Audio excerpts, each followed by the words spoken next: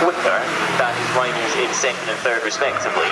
He looks to be extending it even more on this lap. So as he's seeing cars behind him beginning to make that little bit of panic, he says, now's the time. If I'm going to make a breakaway, it has to be done immediately. He comes down the hill, is actually going to get a nice dose of slipstream here from that shiny automotive car, which still doesn't look 100% healthy. And across the line, what is the gap between Milner in first and Wolf Motorsport in second? He's done another 15-0 and opened it up by a whole second behind to second place. It's now almost 3 seconds between the top two. Yeah, and Wolf Motorsport really can't say that they're battling away with Pro-Am at the moment. They've still got 3/4 of a second separating themselves in the car behind. Well, the three amigos currently with David Drinkwater behind the wheel.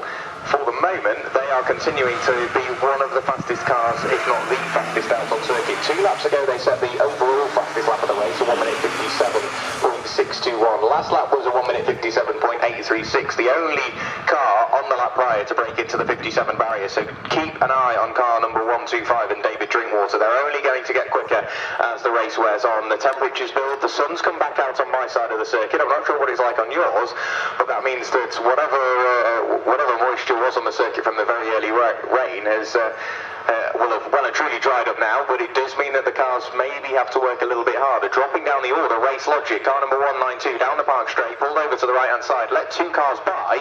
You mentioned it in qualifying, I think you're onto something there. 192, Race Logic, currently with, who is that behind the wheel? It will be Mark Winward behind the wheel. Unfortunately, I've got a feeling another issue for those guys, but the leader continuing to pull away. He dropped 4 positions on the previous lap as well at Mark Winward, so keep an eye on that one, that's for sure.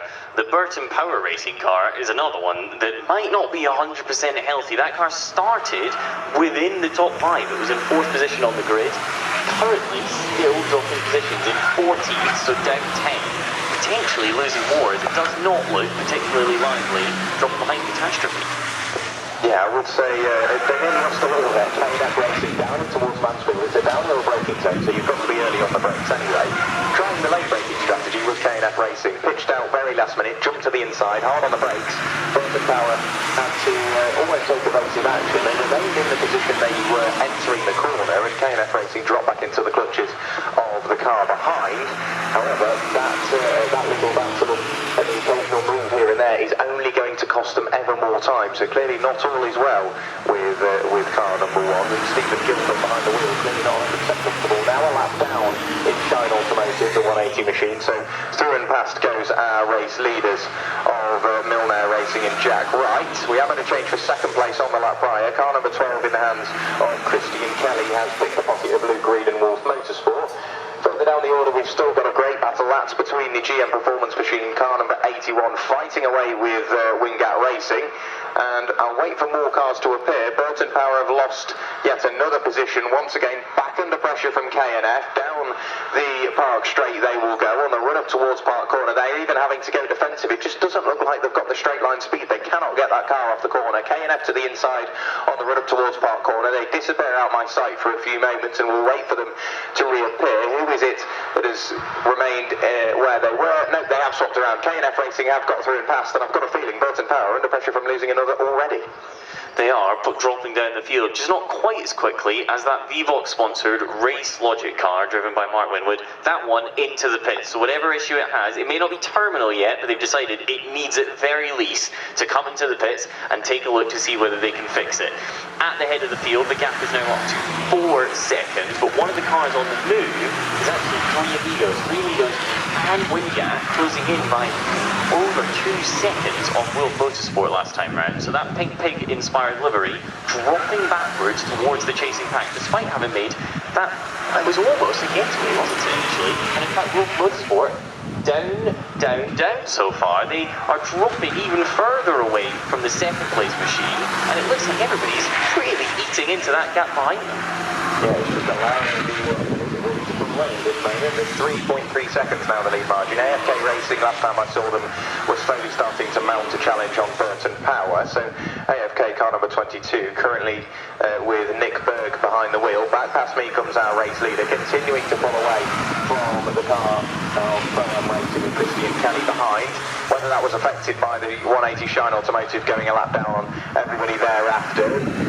moment, I would say, dare I say it, the top 6, top 7, very, very comfortable in the position they are. And we're continuing to move forward. You said keep an eye on them. Graves Motorsport applying the pressure to car number 64 of Autotech Racing, who is behind the wheel. That will be Reece Callow starting car number 64. They are having a great battle with Graves Motorsport. The run towards Park Corner, they remain as they are, but we're slowly starting to see more and more battles ensue. K&F Racing have managed to, or AFK Racing have worked their way past car number 1 of Burton Power, and then it will be treble 5 of Subaru Racing with Chris Hilson behind the wheel. That will be the next car potentially to close up onto the tail end and even past the Burton Power car. So I'm not sure what's going on, but there's been a few, whether it be mechanical issues or any other sort of issue with the car, but there's been a couple of cars that have already started to maybe show signs of wear and maybe pushing them towards the pit lane, if not retirement.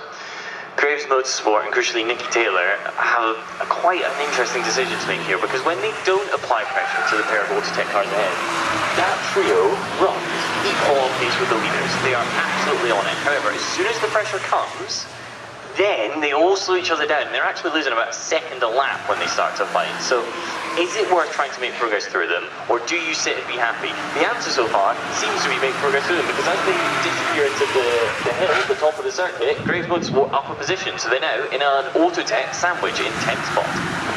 Yeah, I'm still keeping an eye, however, on the 3 amigos. Now up into 6th place. Last lap they lapped 3 tenths, almost exactly quicker than our race leader. So David Drinkwater has slowly been just almost chipping away and drip feeding at the cars in front, just trying to pick up a couple of places. Whereabouts are they when they come past me in a few moments' time? There goes the top 3.